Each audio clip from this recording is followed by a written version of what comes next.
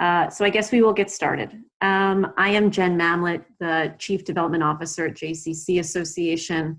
I want to thank all of you for joining this call today. Unlike the other Zooms that we have been convening, this one was really initiated by you, some of the colleagues that are on with us today, and came out of a call that we had yesterday where we were talking about the financial place that a lot of our JCCs are finding ourselves. This call, as you all know, was dubbed JCCs that are perilously close to insolvency. I think some of that's subjective in where you find yourself, but I'm going to share a little bit about the format for today because it is different than what we have done previously. Unlike the other calls that we've convened, I'm really here to help moderate, facilitate, but this is your call and your time to speak to one another. Unlike the other calls where we've asked that you send questions directly to the chat where we will choose the questions, we wanted to create an open forum for you to really talk to each other. What I am going to ask is I want us to respect those JCCs who truly find themselves at this moment in that situation where they're very concerned about their financial position and how they're going to weather not the long-term, but even the short-term impact of this. So I'm going to ask that we all be respectful, let those who are really in that situation perhaps share first. We are scheduled for an hour. Certainly if this is something that people feel is needed beyond that, I want to be respectful of everybody's schedules today, so we will maintain the time, but we are happy to, at JCC Association, create any forum for this kind of conversation if that's helpful, and to create these open lines of communication for you to be able to connect with one another. There are only a few of my JCC Association colleagues on the call today. We were trying to be careful about who we had here. And really our goal is to listen very carefully if there are things that come out of this call, other topics, experts, things that we can do to bring as resources. We are going to be listening very closely for that. I will note, and you will see that this is being recorded. Unlike the other Zooms, though, we will not be making this a public share. We will be very careful with how we share this out. So we want this to be a forum where you guys can speak freely to one another. And just as you have on the other Zooms, but we just wanted to make this feel a little bit more closed, and certainly if there's anything sensitive shared, we will take that very seriously here. So with that, I am going to open the floor. What I'm going to ask is that if you are not speaking, that you keep your Zoom on mute so that there's not too much background distraction. If we get to a point where too many people are trying to chime in, we'll figure out if we need to use the chat just to help moderate on a call-on kind of situation, because we are now at over 50 participants. And particularly those of you with multiple people from your JCC, if you can kind of leave it to one person maybe to be the voice for your J to try to get to as many people as possible in that time, or in the time that we have. So with that, I am going to open the floor.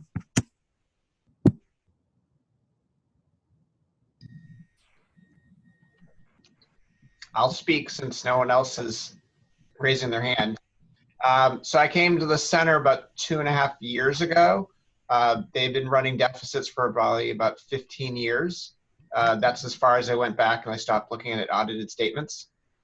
We're in about $2 million worth of debt. I know some of you may be in more significant debt, and as of December, we actually were cash zero.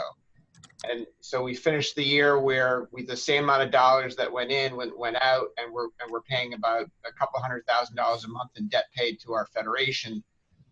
Everything's fine as long as people were paying for programs and services. So as of March 18th, we'll be able to pay our last payroll, and that's it. There'll be no more cash available to pay staff. We'll have a few bills that we can pay, but because our agency's closed, we have no cash coming in.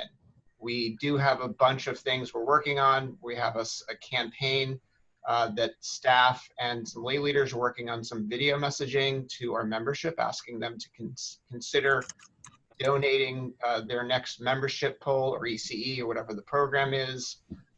We have a lot of things in process. The United Way, through a large grant from Lilly, is supposedly releasing some funds this week and providing information on who can apply, although lately the United Way only funds grant-wise organizations that provide services to low-income families, so I'm not certain that we'll get access to that.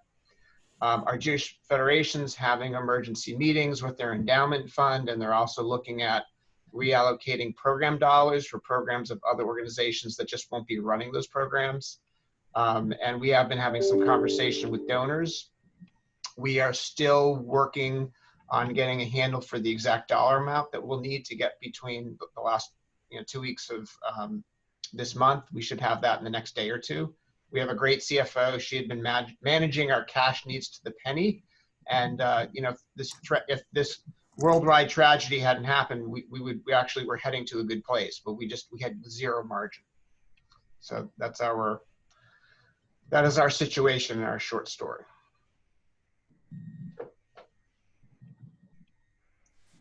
So Eric, is the Federation working with you in order to stop the payments for the time being? Yeah, but that's not enough, but yes. So Eric, it's Laura. Yeah. I'm happy that we're having this call for multiple reasons, because I think hearing every other executive director saying they value their staff and they're going to pay them for 2 weeks, it's not we all value our staff, so we're not all in the same situation. I'm wondering if there's like a global movement that, you hear about the airlines, you hear about the restaurants, as Jerome as the leader of our organization, if there's a global thing where we could reach out to local government like we did with security for the community centers, the YMCAs, the JCCs.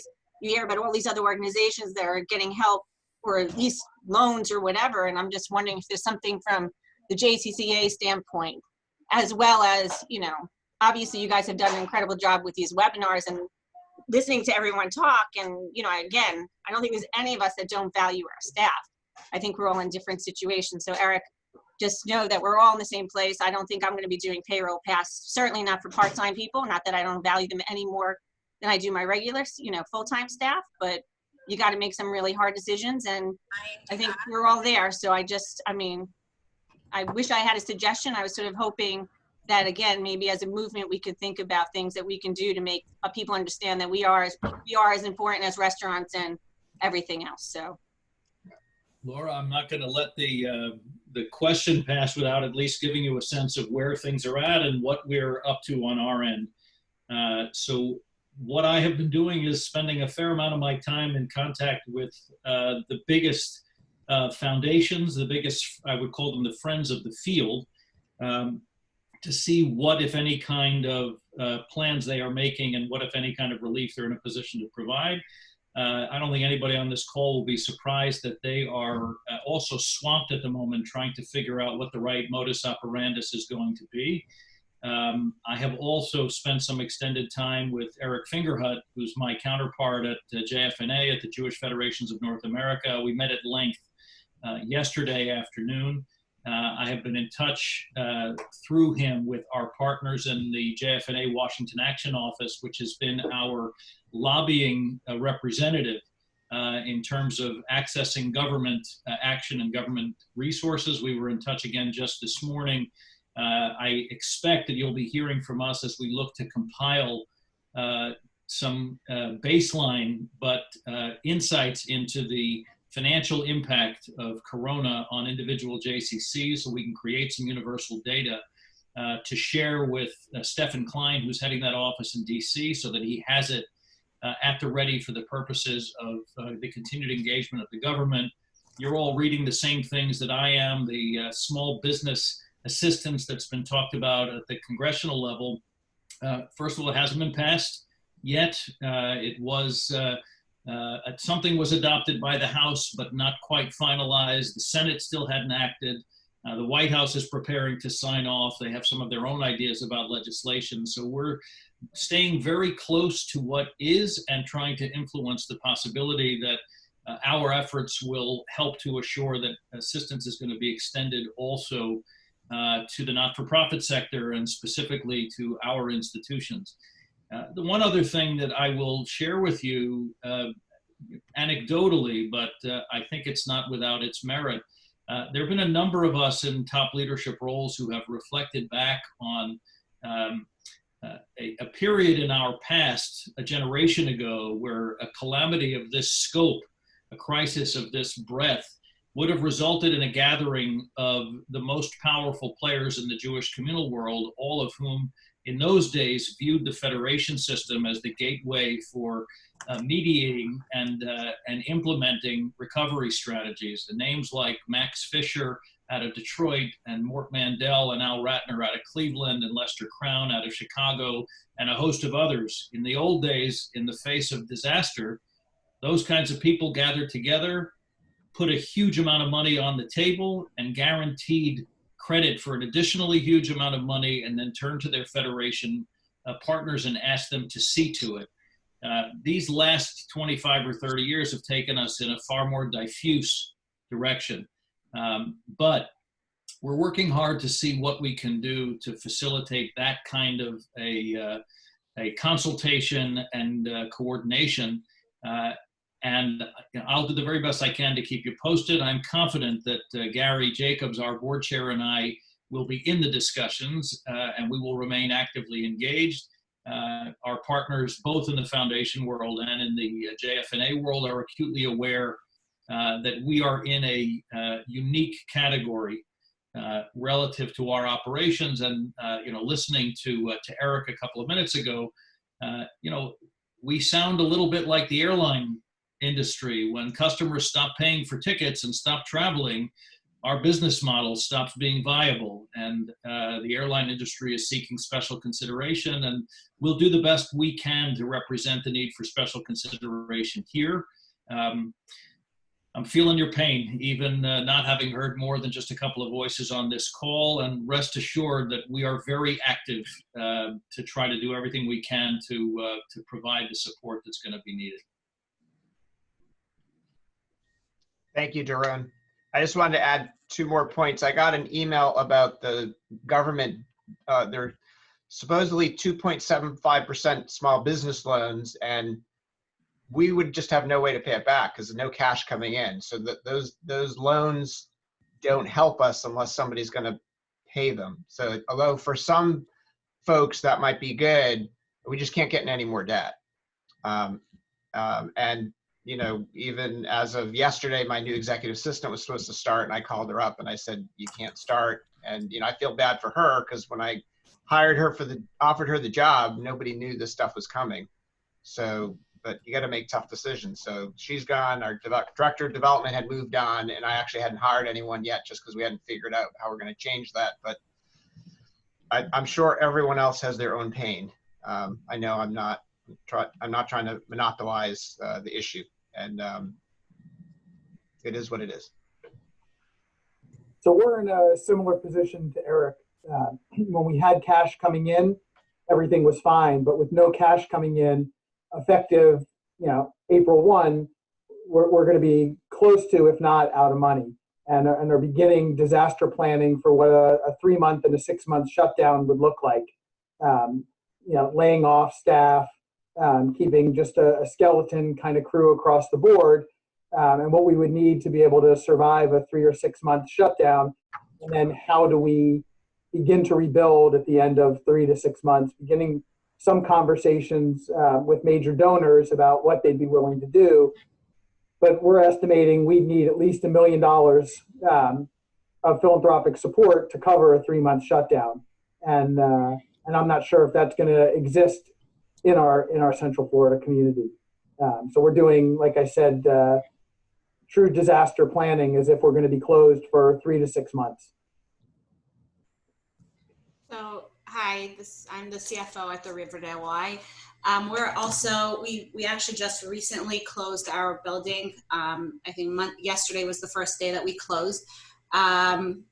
We're really, right now we're on a pay period lag. So we have 24 payrolls every year. So now our staff will get paid through the end of March for services rendered through the 15th. But after that, on yesterday's call, there were a lot of people saying that they're giving people 2 weeks of paid leave, sick time, whatever it is. How is everyone dealing with that? Employees do have sick time, but if everybody tries to cash that in or their vacation time at this point, we won't be able to open up again after this passes. So I'm just curious, what are the different models that JCCs and the same financial position as we're in are doing with regards to full-time versus part-time staff? Are you encouraging, I don't know if you're mandating a pay reduction for all full-time staff? Are you allowing people to use their sick time and their vacation time? Does anybody have any advice we can? Well, legally, we've talked to our lawyers that once you furlough someone or lay them off, you no longer have to give them the PSL, which is New Jersey's state law, or sick time. I mean, if you're they said look at your personnel guides at this point because you have to follow them. So if you have something that says if you're leaving, if you fire someone, furlough, if you want to call it something nicer, or laying them off, they might be entitled to their vacation. But we're in the same basically spot for our part-time people. We don't pay them till the 31st, so we're 2 weeks behind, so we're gonna continue with that. And our full-time staff, we're trying a little bit longer, but I completely understand what you're saying, and I could see it in your face that we all have the same pain, not for ourselves. We're not afraid that we're gonna get the coronavirus. We're afraid that we're gonna have a parent who can't feed their children because we no longer can pay them. So I understand, but you aren't legally responsible for sick time, just so you know. So adding more debt to your thing if you are laying them off, as long as your personal guides go with that. This is Jen Mamlett. I just want to interrupt quickly to say that some of these unemployment pieces or some of the HR pieces from a legal perspective, there is a call tomorrow at 2 p.m. Sue Gelsey, can you nod if that's the right time? Andy Eisenberg, who is on our board and is an attorney, will be joined by Michael Masters, also dealing with some security issues through all of this. But we will have an expert on tomorrow at 2 to help navigate some of that, if that's helpful. I guess we also have union staff, and I guess that's another question. Is there, when you have part-time and full-time staff that are union employees,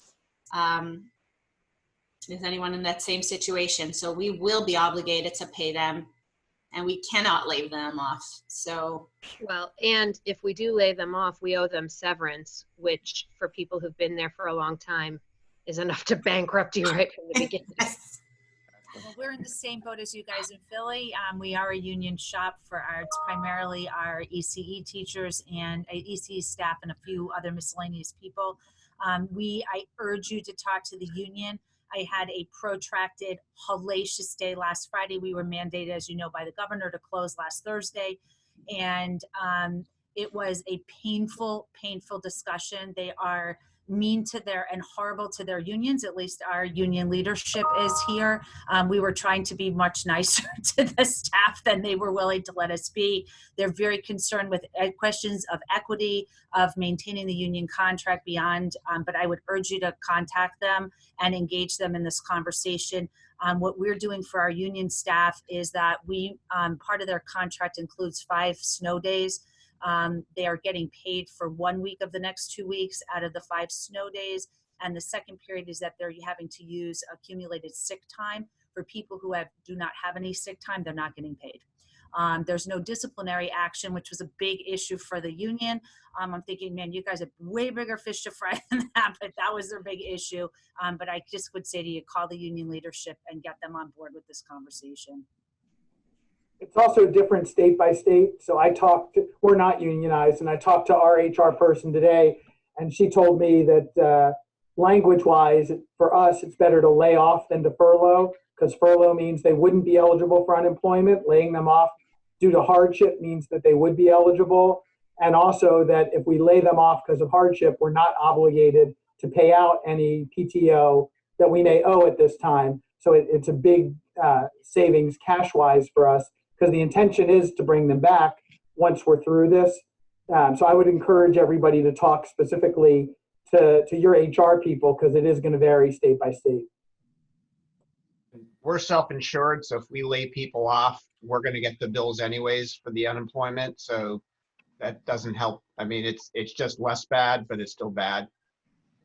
So Josh Weinstein, Rochester, New York. I was one of the people that called Gabe up and said, as inspirational as Jared was yesterday talking about fighting for his staff, it was just as disheartening because, we are financially strapped, similar to everyone else on this call. We're a $13 million JCC. We have 350 full and part-time employees.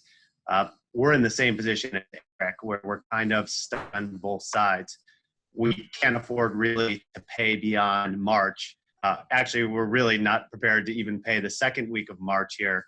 But the challenge is we've taken in membership dollars and early childhood dollars, and the parents and the members are saying, if that's not going towards the staff, then you need to give it back to us. So we feel like we have to pay at least through March, but we don't have the cash to continue on after April. And I could talk about the funding challenges in a minute. But on the backside, not only do people have a ton of PTO, sick time, personal days, which we'd have to pay out, not in layoffs, but if we fired them, but we're self-insured as well. And that's just a huge number that we'd have to pay out. And so I'm actually trying to come up with some creative solutions where it's more of a socialist solution where everybody understands the exact moment in time and that we all take some pain together. Can you take your staff and say, take 50% pay between April 1st and June 30th, which is our fiscal year, and be guaranteed that, but give up all of your paid time, your sick time, and your personal days. And you'll do 50% of the work, we'll pay you 50% of the time, and we'll raise that $1 million, hopefully, that we would need to weather that storm. It's the creative solution we started kicking the tires on yesterday, and I don't even know if it's feasible, but we're stuck. So if I can ask a question or make a suggestion, we're all in the same boat. And so the question is, what can we do about it, and how might JCC Association be able to support us and be helpful? So as an example, Mark Shapiro sent this email yesterday of how he's framing things with his membership to say, we're going to put as much content online as we can, and we're still providing service, even if it's a different service than what you thought you were signing up for. It's a service. We would love for you to keep paying dues so we can keep paying our staff and we can keep serving the community, and we'll consider it a charitable contribution. So if JCC Association can look into things like that, how can we frame messages like that? How do we make sure that we can earmark tuition and membership dues as a charitable contribution for our members? If they're getting a different service, it's, can we count it as not a service because they're not coming in? Can we count it as a service to them for an argument of how to pay dues, but not a service to the IRS so that they can make it a charitable contribution? Like, if some of those bigger picture, more global solutions are things that JCC Association could help curate and look into and provide suggestions to us. I know Joanne is trying to put together some online content. Each of us is also doing that individually as well. But to the extent that we can continue to show value to our members and to encourage them to keep providing cash, then we can keep paying people. Deanne, related to that, this is Jesse Rosen in Palm Beach. We had a call with our federation today and talking about the content. And I think where I've come down is right now, quantity is actually more important than quantity. That I've told my program directors, let's not form task force and committees and figure out, the ideal seminar that we can put on for parents. Just get stuff up. And so that's the charge I've given our people. We're going to start tomorrow. We've already started with each preschool classroom, mandating that the teachers are connecting to their kids every other day. And so that's what we're doing. The thing we're starting to, and I'd really be interested in what others are how they're tackling it. I know there's people out there that are just going to keep charging families and let them dispute it to their credit card, and we'll fight about it later. There's people like Mark who are saying, we're not going to charge you anything, and we hope you'll give it back to us. And there's me kind of in the middle saying, I've had 25 or 30 people say they want refunds, but if I can't charge them for April, making payroll is going to have to change. And so I'm wondering if, not that there is a best practice, because I understand the only thing we know for sure is we don't know anything, but how are people handling refunds and more importantly, April charges for school and membership? Yeah, and how can the association help us try to kind of curate and figure out what some of those best ideas could be? And it may be even that we ask to do, 3 calls. The execs who've decided to charge for April, let's all get together and work together on, best practice messaging. The execs that have said, we're not going to charge and we want you to donate, let's get those folks together, almost so that because not one thing is going to fit all of us, it might be helpful to do kind of some subgroups, kind of like this one. If you're feeling nervous, call in. If you're looking for ways to curate their donations instead of charges, let's do a webinar. And if you're going to have to give refunds, let's together. Can I chime in for a second from Canada? Hi, everybody. Good morning. So the Premier of Ontario just shut the province down in a state of emergency, but we are actually still allowed to go out of our houses and to congregate in groups under 50. I'm sure that'll change later today. I know we are in a very different situation socially because our security net is much better. No offense, but it just is. And so we have unemployment insurance. All limits on unemployment insurance are being removed, delays are being removed, and they're looking at the ability for all employers to do top-ups. So I get that we're in a much different situation. That said, I'm still facing massive layoffs in my organization, there's no question, because I'm sure we're going to be closed for at least 8 weeks. But I can tell you in terms of the online programming, what we're doing. The day school that's in our building had already moved to a digital model for the next 5 weeks. So they are off-site, as is every day school in Toronto moved to an online platform until after Passover last week. So they're set. We are starting an online platform for our preschool on Monday. It is 3 hours of programming a day, guaranteed. And we've opened up a private Facebook Live Facebook group for our parents where they will log in and have the videos. So even many of our staff for whom English is not their first language, they are doing their best to create amazing programming. Those who are not comfortable with video are doing activities, highly personalized to the children in their class and the families in their class so that you can log on. And these are the things for your family. For the day. I know I'm personally doing accordion storytelling and Shabbat candles. I'm going Facebook Live on Friday with a communal Shabbat ceremony for our community. So we've also said to them, it doesn't have to look great, but you can't be in your pajamas.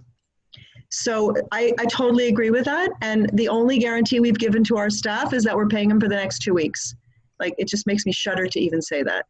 When you do the preschool meetups, how are you dividing it by age? I'm leaving that to my director of ECE right now. She's working. So we have 18 to 30 months as our daycare and 30 months to 5 years as preschool. So that's how we're dividing it right now. Even our Suzuki music classes, all of that stuff, we're looking into some of the things that are actually provided by contractors and not by full-time staff. What can we afford to offer? I will tell you one thing, which is amazing. Parents are thrilled, and the fact that we're not saying go online, there's lots of great resources, but we are saying we are going to curate a combination of those resources for you, in addition to actual live programming from our staff every day, is huge, because I need to figure out if I can bill them on April 1st for their next month. That said, we did a billing to all of our membership, ironically within 24 hours of when we closed, to an all new level of chutzpah, I've been told. But the message that went out to the members before was this. We have automatic billing, which isn't entirely true, but anyway, we have automatic billing, and I'm sure it lands on you as less than optimal that we are charging you at the same time that we have closed our doors. I didn't use the word lend me the money, but I said, in order to continue to ensure that the staff that have taken care of you for years are taken care of in the next short while we figure this out together, I'm asking you to be patient and let me hold on to your money. I have no doubt that in the future we will be creating something to address, I'm not using the word compensate, to address this obvious interruption in service. Meanwhile, I have to tell you, my head of group fitness, who is unstoppable, went live on Instagram yesterday with 4 classes, and she got 500 more followers within 24 hours. Within 24 hours, 500 new followers to the MNJCC Instagram.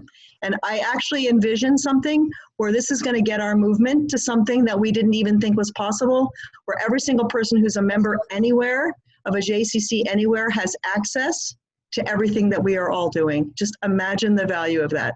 But in the meantime, I build my membership for 4 weeks of content.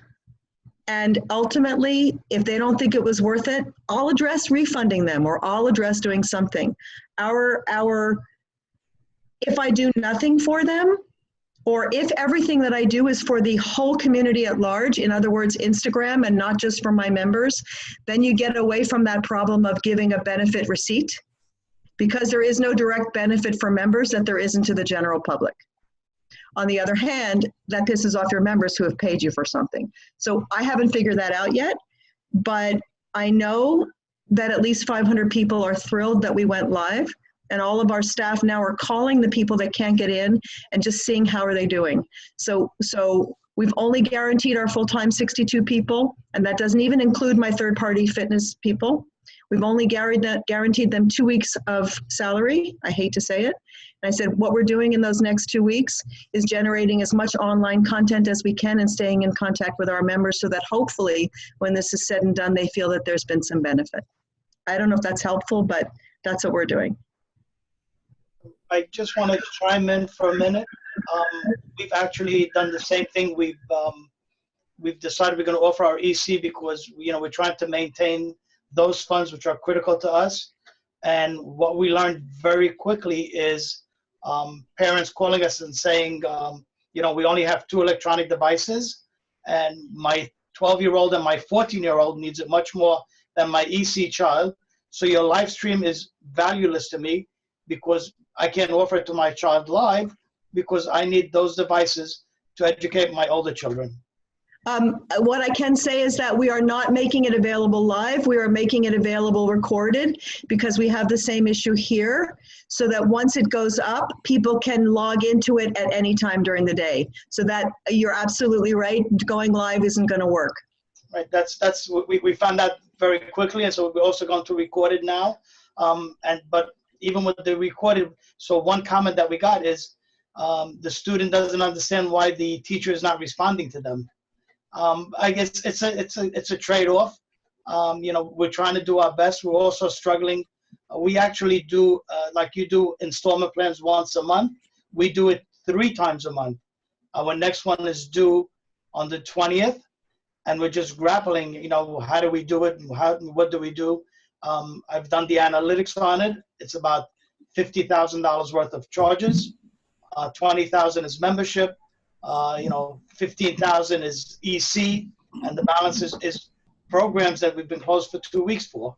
So I'm just not sure how that's going to be received, and I have to reach out to my board and see if they're willing to let us process those charges. I do have concern about credit card disputes. But we'll go ahead and charge them, and they'll just turn around and dispute the credit card without even reaching out to us. Harriet, could you post the letter to the group or to Gabe so we have the letter that you wrote your members, first of all? And I guess I have a question. Instead of every JCC scrambling to create as much quantity online as possible, can there be one centralized JCCA repository of Zumba and bar classes? So it almost becomes like Peloton of JCC instructors, and somebody in Rochester could watch a show out in Santa Monica or in Milwaukee and pick and choose which ones they want to show. And then based on where we have the staff to actually achieve these, because a lot of people are holed up, we'll have our own staffs put stuff out there. But if we can't get great contact for early childhood, we could at least share from other communities that did create it, and then maybe be able to command some fees from the parents. I can tell you, Josh, my executive assistant did a boxing class remotely from one of the other JCCs that's not mine, and she said it was fantastic. So I think that it's always a balance between what is the personal content that my families need to know that I'm actually speaking to the child in my classroom, and then what is the global, whether it's an hour of Sheva content a day that everybody can log into. I totally agree. I think it's a mix of personal, local, and movement-wide. Josh, I can also Josh, I can just let you know that Joanne Harmon is working on this with all of your marketing directors. To those that have marketing directors who are actively working, I believe there's a call this afternoon that she's convened. But we are looking at creating that repository. Both she's collecting it through like a Dropbox. We're trying to post it to our YouTube page, and we will make sure that that also gets communicated for exactly the reason that you said. We want to take the best content that all of you are producing and share it broadly with everyone.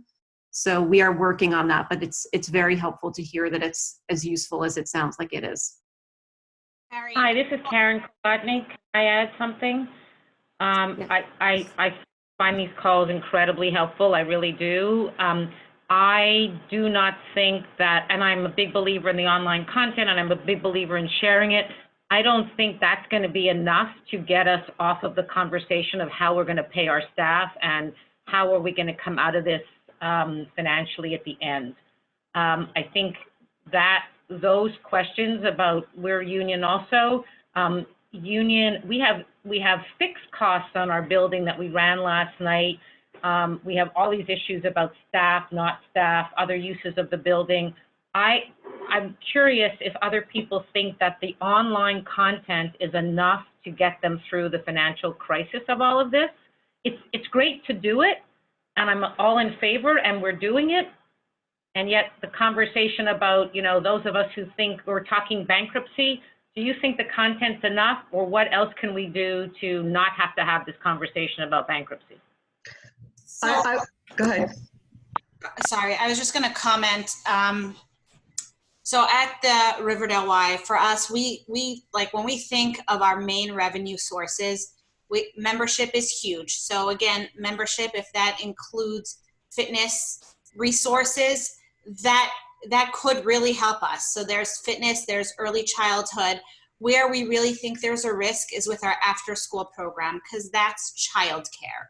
So often, you know, if parents have children at home and even if they're working remotely, they may need to hire someone to watch those children while they work.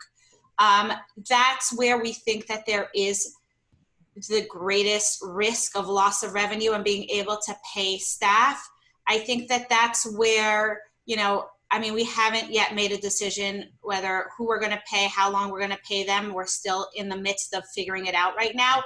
But if, for example, we keep paying full-time staff, but we don't pay certain part-time staff. So with our dance classes, we're looking at doing them remotely. With our music classes, we're looking at having them via Zoom. So we're trying to keep going. Most of our revenue sources are performing arts. They're going to try to do some rehearsals via Zoom call or Google Hangouts, or I'm not really sure what are the other groups that we're doing. And there will be some sort of, so with our dance classes, there'll be some pre-recording and a check-in, you know, at their usual time, so that maybe, you know, you have that face-to-face interaction and you have that, you know, group setting where everybody's socializing at the same time.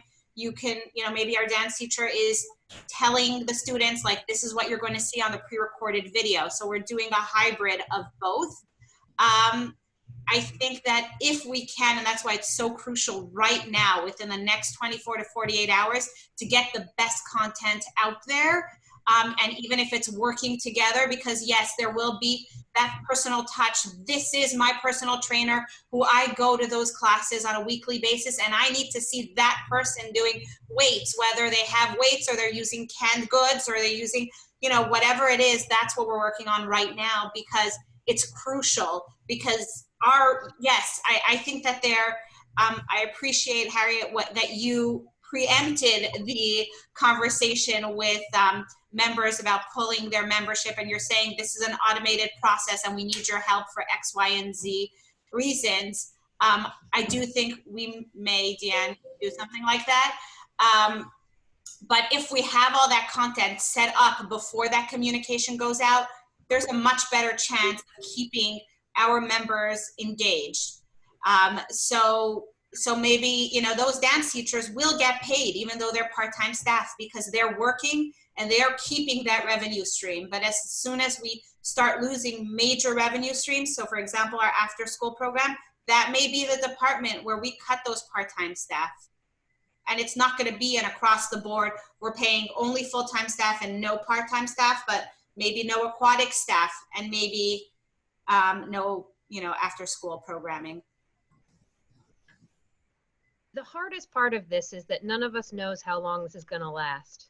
So if this lasts for the remainder of the school year, then okay, if we're still in business, when we come back in the fall, we'll have rehired all new after-school counselors and we'll run a new after-school program.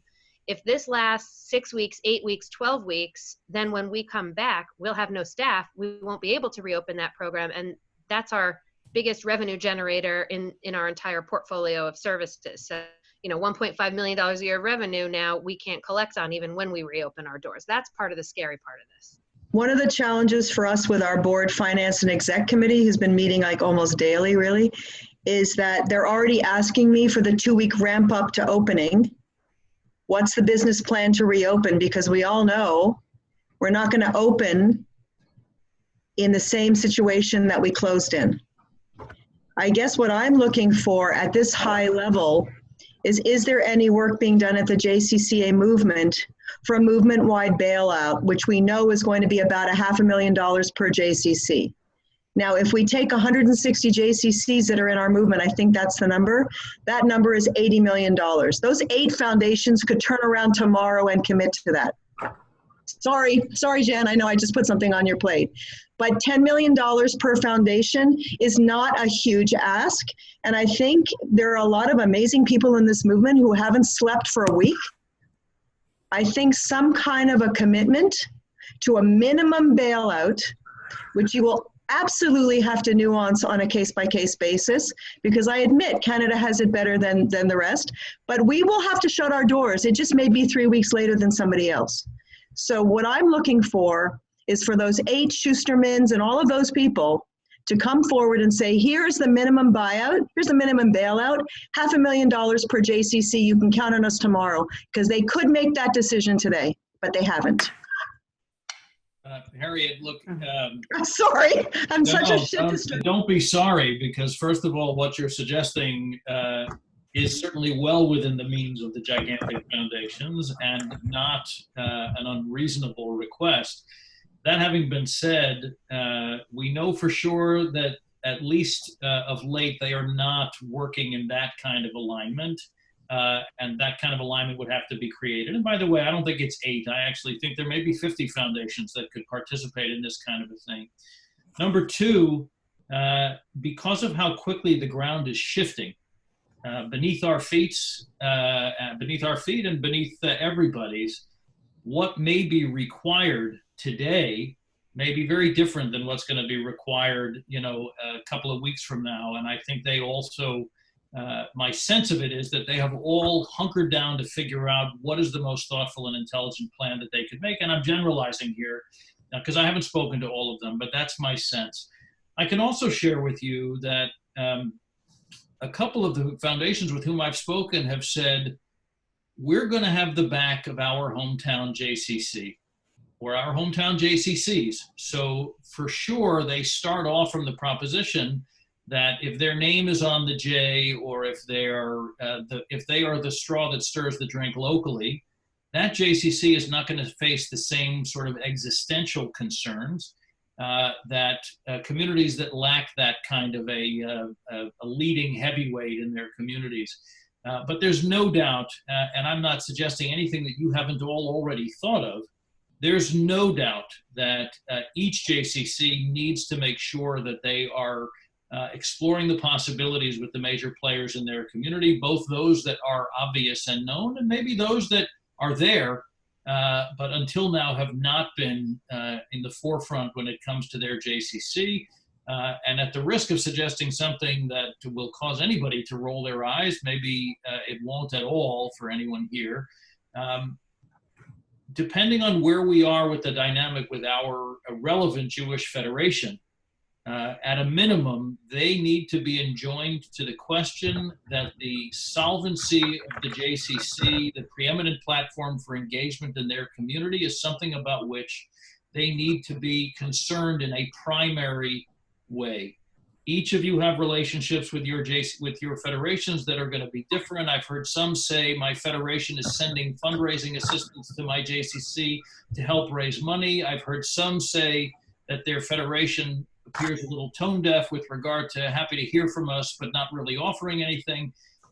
But I think that, again, with the ground shifting, this is a chance for federations to raise their game and to restore some sense that they do indeed bear responsibility for enabling Jewish life and the institutions that make it possible, and that don't take no for an answer once, twice, or three times. I think we've got to keep beating on that door again, because the reality on the day you beat on that door the first time is already different than it is today, and is likely to be different than it's going to be on Monday.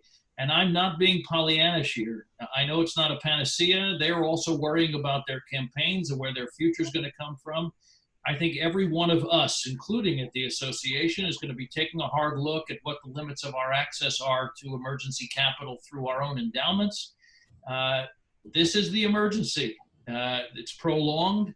It has no specific ending in sight, and we don't know that the reality we're in today is going to be a durable reality or for how long. But if there is rainy day resources out there, we should be taking stock of access to all of those rainy day resources. So I want to affirm for everybody that at the level of the association, we are looking at it globally, and we are consciously gathering insight and intelligence about opportunities that may have merit locally, but none of us would be wise to be too deferential with regard to the presumption that either the association will come up with a solution here, or that we know somebody else is working on it. So we have operational issues, which you have, which we have. You have staffing issues, which you have, which we have.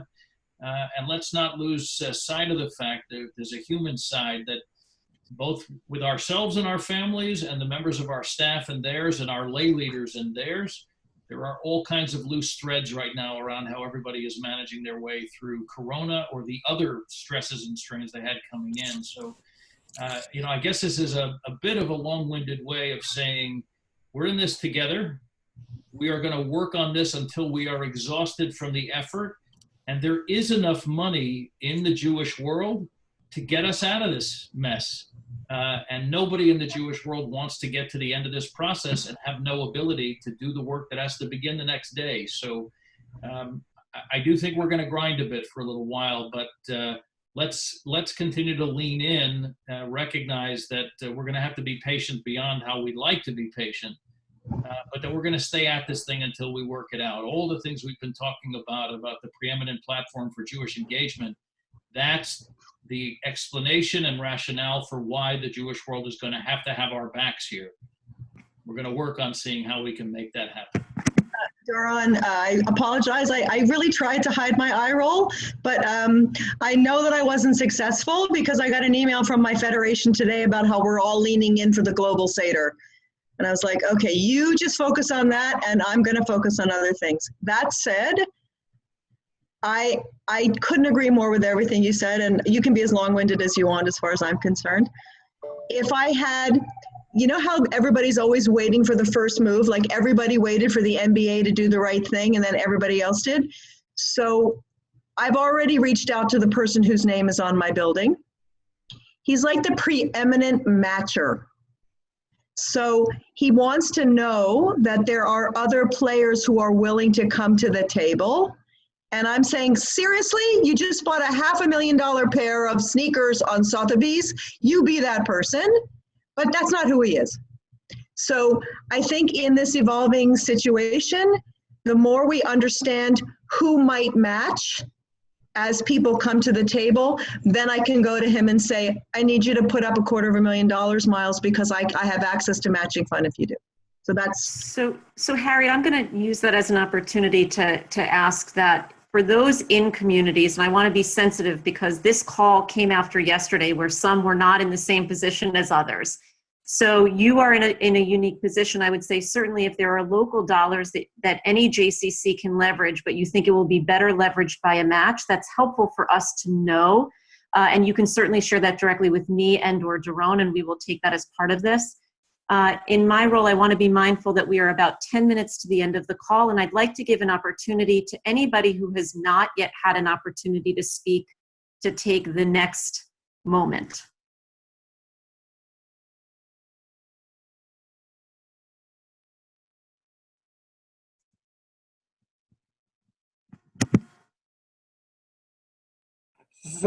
Since nobody else jumped in, I sent you an email earlier today, and I think it's fitting to just ask the question here.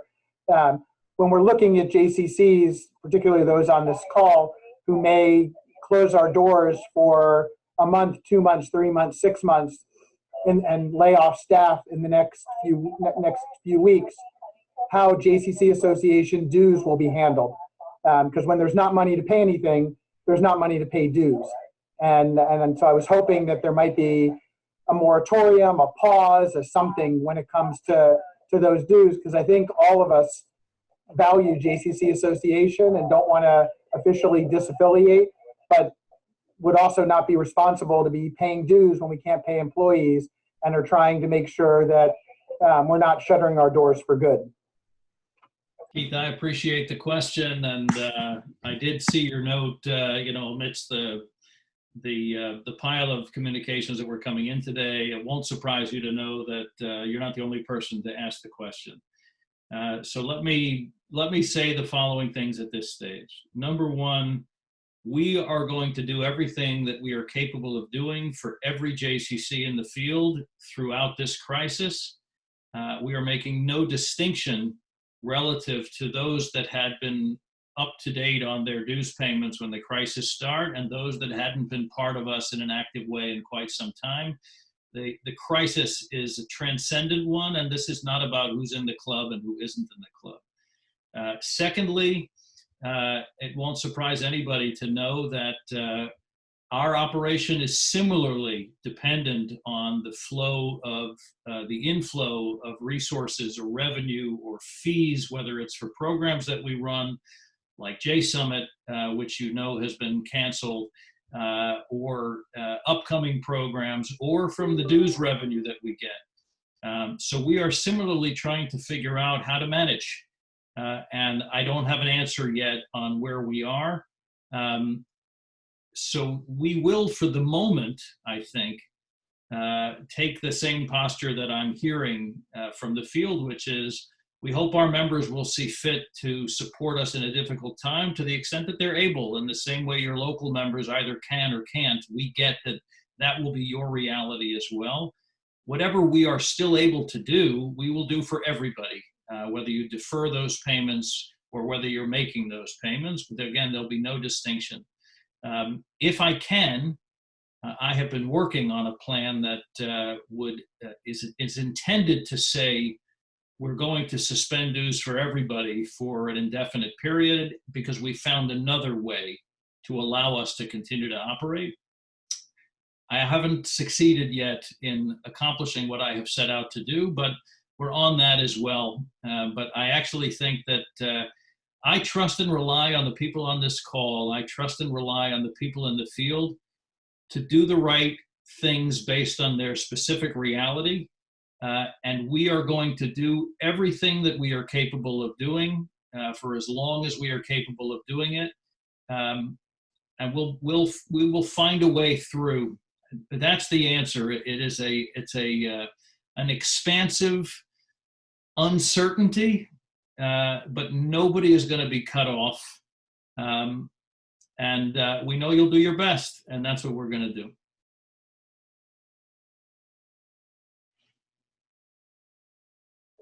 So just in general, is it possible to set up just a listing of the email addresses of these JCCs so that if we want to communicate and just as things are changing, for example, let's say the parent leave now includes, I don't know, all employees getting paid 67% of their salaries, and we'd like to discuss, what it looks like paying the remaining portion to, make our full-time staff whole and even our part-time staff. Like, is there a way that, I don't know if JCCA can put together just that listing of whoever's on this Zoom call? I think it would be helpful. We can certainly, we will talk on this end about sharing it out this way. I would say, I'm not sure whether or not there's actually value in posing some of those questions to the larger listserv. So people who are not on this call, who may not find themselves in this situation, but might have some solutions, I might suggest that, that you pose it to the broader group. But Gabe, I will look to you to chime in if you think it's possible to share participant information from this call alone. For sure. Done. Great. Thank you. Thank you for the suggestion. Is anybody else exploring very creative staffing models where you're engaging the staff in the conversation and talking about the reality of, you know, potential layoffs versus some shared pain that we all go into this together? And if so, what are you exploring, or how's it being received? So we started having a daily staff meeting by Zoom every day at 10:30. We started with our department heads, and several of the department heads invited some of their other key staff, like one of our dance teachers, who has never come to a staff meeting ever, but has been in these Zoom calls, and it's been incredibly helpful because terrific idea. First of all, she's significantly younger than most of us, and she's got terrific ideas of how to include the hybrid model Esther mentioned before, of having a live Zoom call interaction with the children during their normal standing dance class time, but then posting a pre-recorded session of the lesson, because that doesn't work well in a Zoom format. So this way they still feel connected, for example. So having, like, if we just said to our staff every morning at 10:30, we want all our department heads to check in with each other just so we can support each other, connect, ask questions, and anyone else who's interested in joining that conversation, go right ahead and do it. And we've been extremely transparent with our staff about the financial situation. I mean, it doesn't serve them to hide information, so we're just saying exactly where we are. You will get a paycheck on March 31st. After that, we don't know yet. We're looking to every possible resource, both in terms of whatever legislation is out there and in terms of what we can do. And the more content you can create and post, the more likely we are to maintain our dues and our tuition, and the more we can guarantee then that we can continue to pay you.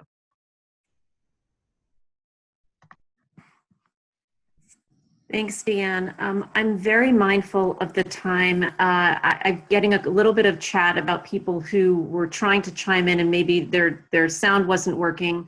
We're going to scan, as we always do. We're going to look carefully at the chat to see if there were any questions that were trying to be posed, and that maybe we will then use the opportunity with this group, creating that email list, to pose the question that way. I know there were some questions about what happens if camp doesn't come through. That got raised a little bit earlier, but some real concerns about that from a cash flow standpoint. But with just about 3 minutes left, I'd like to leave a minute just to close with a couple of comments. But is there any brief comments that anybody wants to make before we do?